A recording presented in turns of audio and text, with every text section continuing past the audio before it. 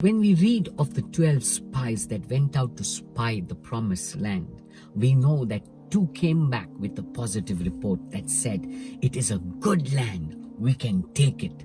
The word that God spoke is true. The other 10 came back with a report that said, it's not possible. The enemy is too strong for us. It is difficult for us to do it. The land is definitely good, but the enemy is too big for us to handle. You see, the way they saw the problem was from their viewpoint, from their human understanding. If they would only look at it through the eyes of God, it would have been completely different. Their future, their end, their story would have been completely different. The same way in our life, so many a times we miss out great opportunities before us just because we are seeing things from a wrong perspective, because we are understanding things with our fleshly mind. We are not looking at it through the eyes of God.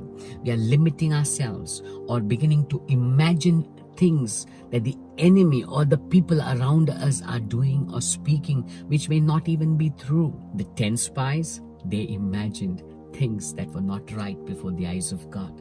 The 2 did see the way God saw things. Let's look into Numbers 13 verse 31 and then verse 33. It says, but the men who had gone up with him said, we are not able to go up against this people, for they are stronger than we. We are not able. Even before making an effort, they are saying we are not able. Even before checking out the enemy, they are saying they are stronger than we.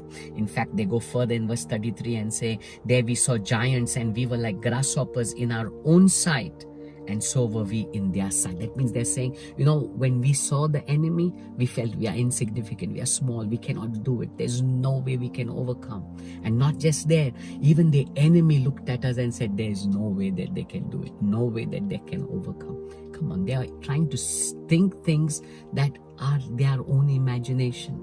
Not just there, even before fighting the war, even before going into battle, they are already beginning to believe that they are defeated. I want to ask you today, which perspective do you hold on to? What do you see? Do you see what the enemy is? How big your problem is? How big your circumstances and how insignificant you are? Or do you see how big your God is? Or do you see that with God you can overcome? You see, those 2 spies, they said, if God is with us, we can do it. Do you see the same? Or are you magnifying your enemy?